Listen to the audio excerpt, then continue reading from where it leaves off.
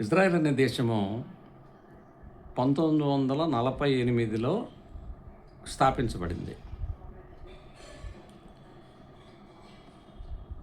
అక్కడ వివిధ దేశాల్లో నివాసం ఏర్పరచుకున్నటువంటి యూదు జాతీయులు అందరినీ తీసుకొచ్చి అక్కడ ఒక ప్రదేశాన్ని ఏర్పాటు చేసి ఆ ప్రదేశానికి ఇజ్రాయేల్ అనే పేరు పెట్టి ఆ దేశాన్ని ఎస్టాబ్లిష్ చేయడం జరిగింది. దీనికి పూర్వరంగం ఏంటంటే, యూదు జాతీయులు అనేవాళ్ళు పాలస్తీనా ప్రాంతంలో ఉండేవాళ్ళు. అది నిరంతరము విదేశీ దాడులకు గురి అవుతూ ఉండగా వాళ్ళు ఆ ప్రాంతాన్ని వదిలిపెట్టి వివిధ ప్రాంతాలకి వెళ్ళిపోయారు. అనేక దేశాలకు వెళ్ళిపోయారు. అనేక దేశాలు అనంటే జర్మనీ, ఇంగ్లండు, అమెరికా లాంటి దేశాలకి వెళ్ళిపోయారు. వలస వెళ్ళిపోయి వాళ్ళు చాలా సంపన్నమైనటువంటి జాతిగా అభివృద్ధి చెందారు. మీరు కొంతమంది చదువుకునే ఉంటారు. మర్చెంట్ ఆఫ్ వెనిస్ అనేటటువంటి ఒక షేక్స్పియర్ రాసినటువంటి నాటకం ఒకటి ఉంటుంది. అందులో విలన్ ఎవరు? విలను ఒక యూదుడు అనమాట. అతని పేరు నాకు షైలాక్ అనే అతను వడ్డీ వ్యాపారస్తుడు. ఆ వడ్డీ వ్యాపారస్తుడి దగ్గర యాంటోనీ అనేటటువంటి ఒక క్రైస్తవుడు అప్పు తీసుకుంటాడు. అది అక్కడ స్టోరీ. అందులో ఆ నాటకంలో ఉండేటటువంటి స్టోరీ. అందులో ఈ యూదు జాతికి చెందినటువంటి షైలాక్ అనే అతను చాలా క్రూరుడు అనమాట. అంటే ఆ కాలంలో ఈ యూదు జాతి అనేవాళ్ళు మహా క్రూరంగా ప్రవర్తించేవాళ్ళు.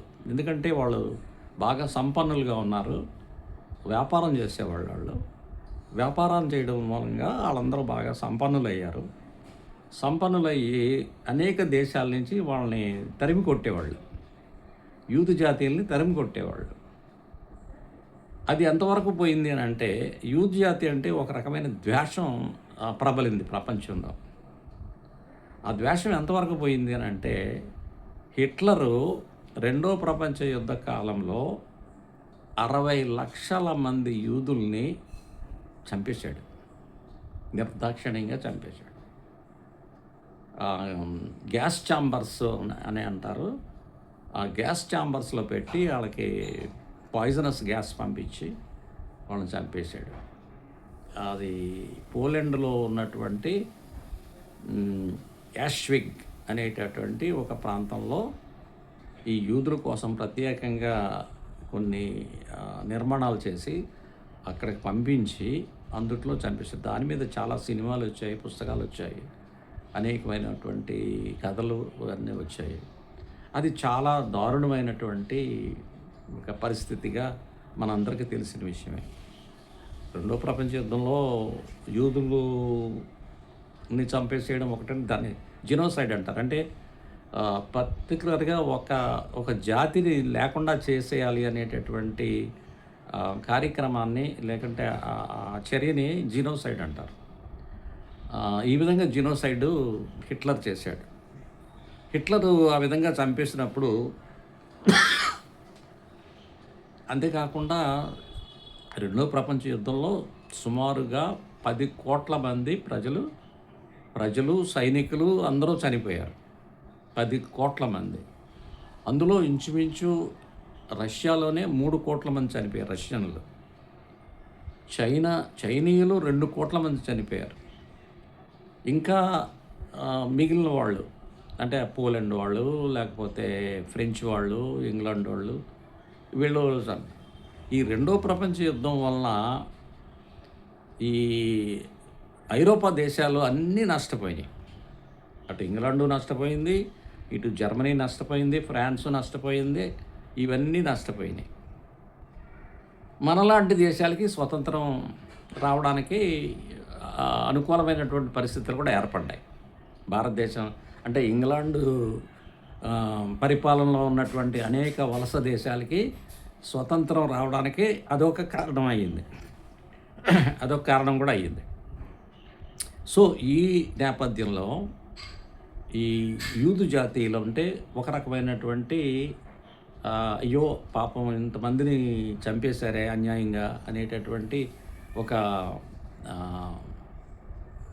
సానుకూలమైనటువంటి అభిప్రాయం ప్రజల్లో వచ్చింది. వచ్చి వాళ్ళకు ఒక దేశాన్ని ఏర్పాటు చేయాలనుకున్నారు బ్రిటిష్ వాళ్ళు. ఆ విధంగా ఆ ప్రాంతం బ్రిటిష్ పాలనలోకి వెళ్ళింది. పాలస్తీనా అనేటటువంటి ప్రాంతం బ్రిటిష్ పాలనలోకి వెళ్ళింది. పాలనలోకి వెళ్ళినప్పుడు అక్కడ ఉండేటటువంటి అక్కడ ఆల్రెడీ ప్రజలు ఉంటున్నారు కదా, పాలస్తీనా ప్రజలు, వాళ్ళందరూ ముస్లిం ప్రజలు ఉంటున్నారు. వాళ్ళందరినీ బలవంతంగా ఖాళీ చేసి అక్కడ తీసుకొచ్చి ఈ యూదు జాతీయుల్ని పెట్టారు. ఎందుకంటే అది వాళ్ళ పూర్వీకులు ఎప్పుడో 2000 సంవత్సరాల పూర్వం అక్కడే ఉండేవాళ్ళు. కాబట్టి వాళ్ళకి ఆ ప్రదేశం ఇవ్వడం వాళ్ళకి న్యాయం. ఎందుకంటే వాళ్ళ పవిత్రమైనటువంటి స్థలాలన్నీ అక్కడే ఉన్నాయి అనే ఉద్దేశంతో ఆ ప్రదేశాన్ని వాళ్ళకి ఏర్పాటు చేయడం జరిగింది. అది దేంతో? With force. అంతేగాని కాన్సెన్సస్తో జరిగినటువంటి ప్రయత్నం కాదు అది. అప్పట్లో ఈ పరిపాలన అంతా కూడా ప్రపంచం మీద ఆధిపత్యం ఇంగ్లాండ్ దేశానికి ఉంది కాబట్టి వాళ్ళు ఆ విధంగా చేయగలిగారు. కానీ దానికి చుట్టుపక్కల ఉండేటటువంటి ప్రజలందరూ కూడా ఈ ఇస్లామిక్ మతానికి చెందినటువంటి వాళ్ళే. జోర్డాను, సిరియా, సౌదీ అరేబియా, ఈజిప్టు, ఈ దేశాలన్నీ కూడా దాని చుట్టుపక్కల ఉండేటటువంటి దేశాలు. లెబనాను, ఈ దేశాలన్నీ కూడా. అయితే దీన్ని ఏర్పాటు చేసినటువంటి వాళ్ళు బ్రిటిష్ వాళ్ళు కాబట్టి బ్రిటిష్ వాళ్ళకి అప్పట్లో ప్రపంచంలో తిరిగిలేనటువంటి అధికారం ఉంది కాబట్టి వాళ్ళు ఆ పని చేశారు.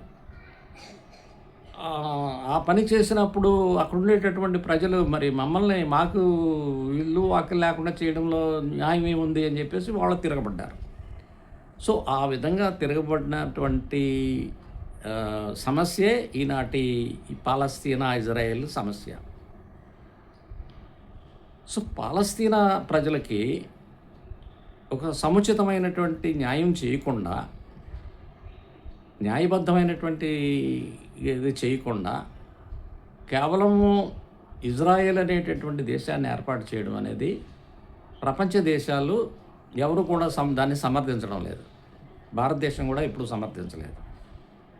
అంటే ఇజ్రాయెల్ ఉండనివ్వండి, ఇజ్రాయెల్ ఉండాలి, ఎందుకంటే వాళ్ళ పూర్వీకులు ఉన్నారు కాబట్టి అనేది ఒక ఆలోచన. అయితే అంతేకాకుండా రెండో ప్రపంచ యుద్ధంలో జీనోసైడ్కి గురయ్యారనేటటువంటి ఒక సానుభూతి, ఇది ఒకవైపు. ఇంకా రెండో వైపు ఏంటంటే మరి పాలస్తీనా ప్రజలను ఎక్కడ ఉంచాలి? అక్కడ ఉండే ప్రజలను ఎక్కడ పెట్టాలి? వాళ్ళ భూమి కదా అది, వాళ్ళు ఉంటున్నారు కదా, కొన్ని శతాబ్దాలుగా వాళ్ళు అక్కడ ఉంటున్నారు కదా. కొన్ని శతాబ్దాల పాటు అక్కడ ఉంటున్నటువంటి వాళ్ళకి ఏమీ హక్కులు ఉండవా?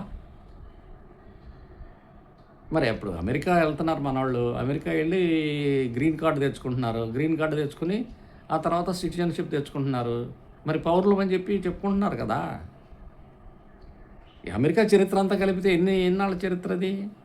400 సంవత్సరాల పూర్వం అమెరికాలో ఈ తెల్లవాళ్ళు లేరు కదా. అక్కడ ఉండేవాళ్ళందరూ ఇండియన్సే కదా.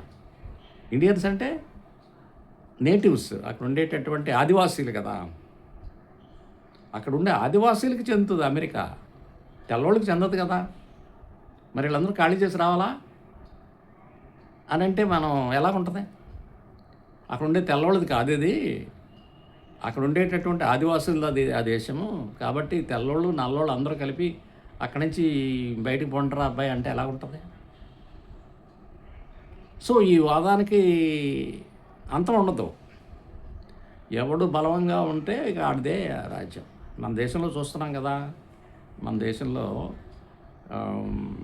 మన దేశానికి ఆర్యులు వచ్చారు, విదేశానికి చెందినటువంటి వాళ్ళు విదేశీ ఆర్యులు వచ్చేసి ఇక్కడ నివసించే ఆదివాసీ ప్రజల మీద దండయాత్రలు చేసి ఈ దేశాన్ని ఆక్రమించుకున్నారు.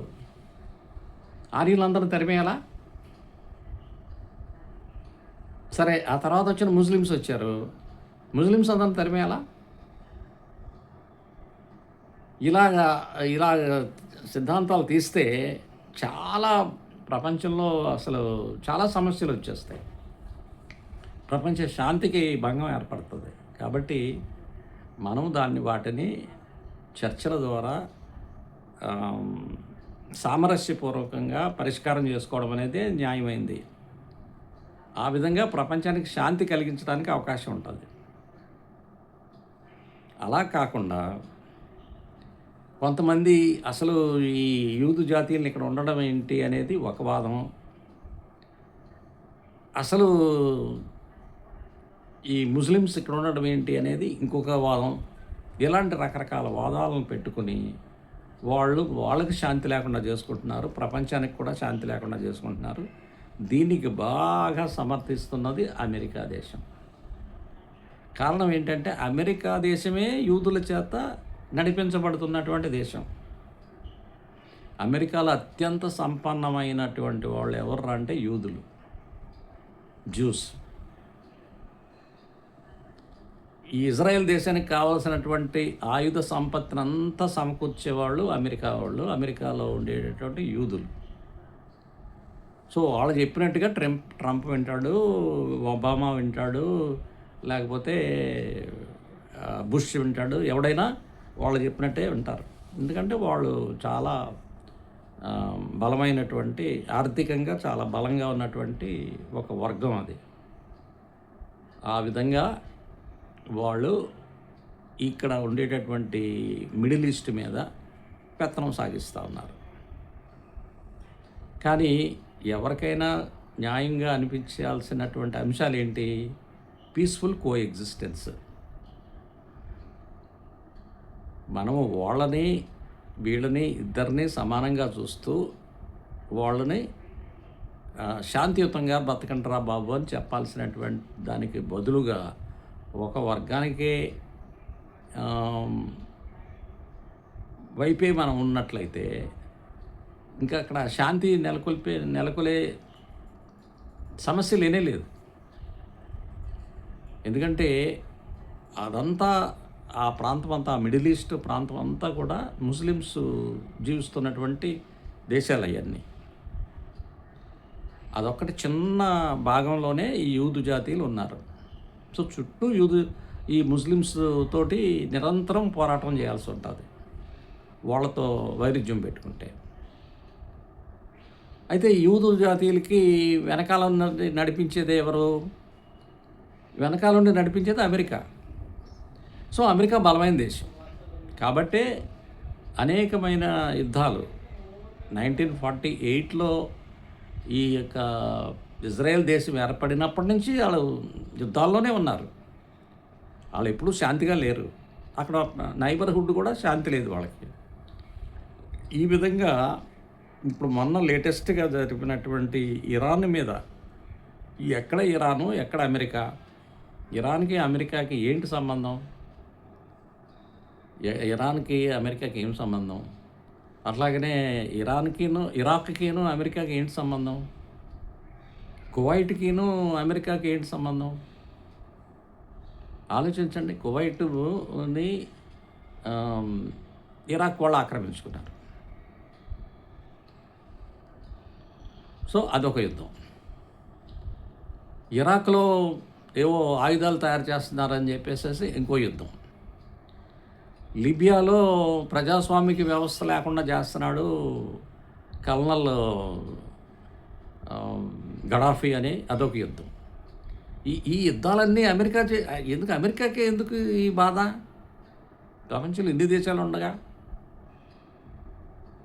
ఇది ఏంటంటే పెత్తనం సాగించాలి, మనం చెప్పినట్టు చేయాలి అనేటటువంటి ఈ పాతకాలపు ఆలోచన ఉంది కదా. పాతకాలం గ్రామాల్లో గ్రామ పెత్తందారి ఉంటాడు కదా, గ్రామ పెత్తందారి ఆడు చెప్పినట్టుగానే చేయాలి అనేటటువంటి ఒక సంస్కృతి కొనసాగింది కదా మన దేశంలో. అనేక వేల సంవత్సరాలు కొనసాగింది. ఇప్పుడిప్పుడే కొంచెం సడలిస్తుంది. ప్రజాస్వామిక వ్యవస్థ వచ్చిన తర్వాత, ప్రజలందరికీ ఓట్లు వచ్చిన తర్వాత ఇప్పుడిప్పుడు కాస్త సడలిస్తుంది. సో ఈ గ్రామంలో ఎలాంటి పెత్తనం సాగుతూ ఉంటుందో అలాంటి పెత్తనం అమెరికా ప్రపంచం మీద కొనసాగిస్తూ ఉంది. అందులో భాగంగానే నిన్నటి ఈ ఇప్పుడు జరుగుతున్నటువంటి ఇరాను అమెరికా మధ్యలో యుద్ధం. అసలు విషయం ఏంటి? ఇంకా లోతుగా పరిశీలన చేస్తే యుద్ధంకి కారణం ఏంటి? వెనిజులాని ఎందుకు ఆక్రమించుకున్నారు? వెనిజులాకిను అమెరికా సంబంధం ఏముంది?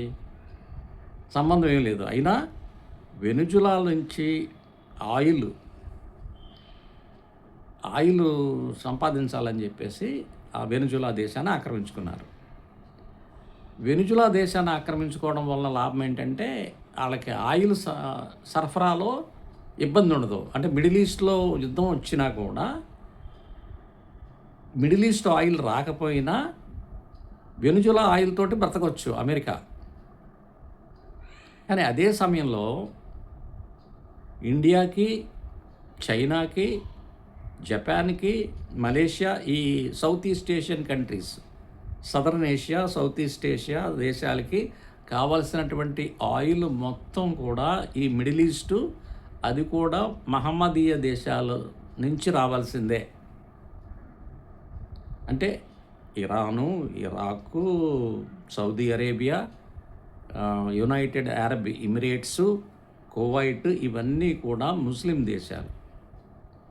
ఈ ముస్లిం దేశాల నుంచి ఆయిల్ రాకపోయినట్లయితే మనకి సాగదు.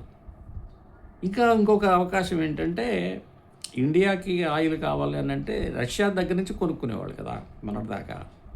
నువ్వు రష్యా దగ్గర కొనడానికి వీల్లేదు అని చెప్పి మన ఇండియా ప్రభుత్వం మీద ఒత్తిడి పెట్టి ఆ ఆయిల్ కొనడం ఆపించారు అమెరికా వాళ్ళు. అంతకు మునుపు ఇరాన్ దగ్గర మనం ఆయిల్ కొనేవాళ్ళం. ఇరాన్ దగ్గర ఆయిల్ కొంటుంటే ఆ ఇరాన్ దగ్గర ఆయిల్ కూడా మీరు కొనడానికి వీల్లేదని చెప్పేసి ఇరాన్ దగ్గర ఆయిల్ కొనకుండా ఆపిచ్చారు. సో అంటే భారతదేశానికి ఆయిల్ లేదు. కేవలం మనకు దొరికేటటువంటి ఆయిల్ 20% అవసరాలనే తీర్చగలుగుతుంది మన దేశంలో ఉంది ఆయిల్. అంటే 80% ఆయిల్ మనం విదేశాల నుంచి కొనుక్కోవాలి. విదేశాలు అని అంటే ముఖ్యంగా ముస్లిం దేశాల నుంచి కొనుక్కోవాలి. నాన్ ముస్లిం దేశాలుగా ఉన్నవి ఏంటి అని అంటే ఒకటి రష్యా, ఇంకోటి వెనుజులాని బలంగా అమెరికా వాళ్ళు ఆక్రమించుకున్నారు.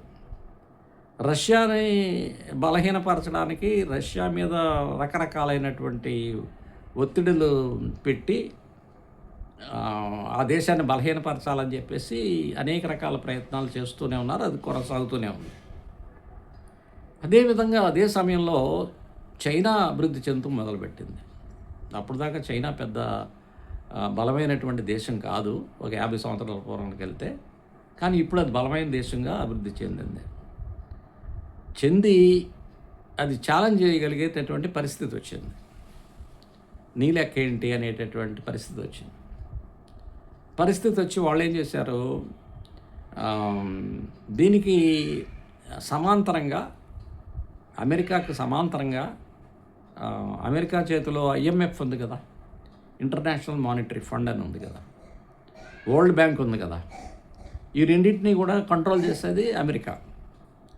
సో ఈ ఆర్థిక వ్యవస్థ మొత్తం అంతా వాళ్ళ చేతిలో ఉంది కాబట్టి ఈ ఆర్థిక వ్యవస్థని వాళ్ళ చేతిలోంచి మనం తప్పించుకోవాలని అంటే ఈ మిగిలిన దేశాలు అమెరికా గుప్పిట్లో నుంచి, అంటే అమెరికన్ డాలర్ గుప్పిట్లో నుంచి తప్పించుకోవాలని అంటే ప్రత్యామ్నాయమైనటువంటి మార్గాన్ని కావాలని చెప్పేసి బ్రిక్స్ అనేటటువంటి రాజ్యాలతో ఒక వ్యవస్థను ఏర్పాటు చేసుకున్నారు. ఇది సైనిక ఒప్పందం చేసుకున్నటువంటి వ్యవస్థ కాదు. అంటే నాటో అని ఒకటి ఉంది కదా మనకి, NATO North Atlantic Treaty Organization దాని పేరు. ఈ నార్త్ అట్లాంటిక్ ట్రీటీ ఆర్గనైజేషన్ అనేది ఒక మిలిటరీ ఆర్గనైజేషన్. అంటే అందులో సభ్యులుగా ఉన్నటువంటి వాళ్ళు మీద ఎవరైనా దాడి చేసినట్లయితే మొత్తం అన్ని దేశాలు కలిసి పోరాటం చేస్తాయి అన్నమాట. అలాంటి వ్యవస్థనే ఒకటి ప్రవేశపెట్టారు అమెరికా వాళ్ళు, నాటో అనేటటువంటిది. నాటోకు సంబంధించినటువంటి సమస్యనే అదే ఇప్పుడు రష్యాకిను యుక్రెయిన్కి జరుగుతున్న యుద్ధానికి కారణం ఈ నాటో దేశాలే. ఈ నాటో దేశాలు చేసేటటువంటి ప్రయత్నంలోనే ఆ యుద్ధం పుట్టుకొచ్చింది. ఆ యుద్ధం ఇంకా ఆగలేదు, అది కొనసాగుతూనే ఉంది. అది వేరే టాపిక్, అది మరొకసారి చెప్పుకుందాం. అయితే ఇప్పుడు ఎమర్జ్ అవుతున్నటువంటి ఈ బ్రిక్స్ దేశాలు, మరి ముఖ్యంగా దానికి నాయకత్వం వహిస్తున్నటువంటి చైనా ఒక బలమైన దేశంగా అభివృద్ధి అయ్యి మమ్మల్ని ఛాలెంజ్ చేస్తుంది. దీన్ని ఎలాగైనా నాశనం చేయాలి అని అంటే ఏం చేయాలనేటటువంటిది ఇప్పుడు అమెరికా వాళ్ళకి ప్రధానమైనటువంటి సమస్యగా తయారైంది. చైనాని కంట్రోల్ చేయాలి అని అంటే ఎట్లా? వాళ్ళు ఇవాళ ఆ రోజున పారిశ్రామిక ఉత్పత్తులన్నీ కూడా ప్రపంచంలో 30% పారిశ్రామిక ఉత్పత్తుల్ని చైనా తయారు చేస్తుంది. అది మళ్ళీ నేను ఇంకొక సందర్భంలో కూడా చెప్తాను. సో ఇప్పుడు చైనాని అదుపు చేయాలని అంటే చైనాకు ఆయిల్ సరఫరా చేయకుండా మిడిల్ ఈస్ట్లో సమస్యలు సృష్టిస్తే అప్పుడు చైనాకు కూడా ఆయిల్ వెళ్ళదు, ఇండియాకి కూడా ఆయిల్ రాదు. సో ఇండియా అమెరికాతోటి ఒప్పందం చేసుకుంది కాబట్టి వెనుజులా నుంచి ఇండియా కొంటదేమో రేపు. కానీ చైనాకి అమెరికా ఆయిల్ అమ్మదు కదా. చైనాకి రావాల్సింది కేవలం మిడిల్ ఈస్ట్ నుంచే రావాలి. ఆ విధంగా చైనాని ఇబ్బంది పెట్టడానికి, చైనాని లొంగ తీసుకోవడానికి ఇది ఒక అవకాశంగా వాళ్ళు ఈ ఇరాన్ మీద యుద్ధం చేయడం అనేది జరుగుతుంది.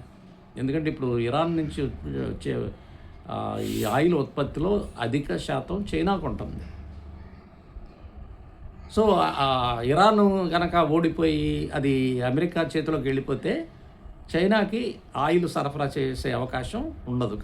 తద్వారా చైనానే అదుపు చేయొచ్చు అనేటటువంటి ఒక పెద్ద బృహత్తరమైనటువంటి ప్రణాళిక.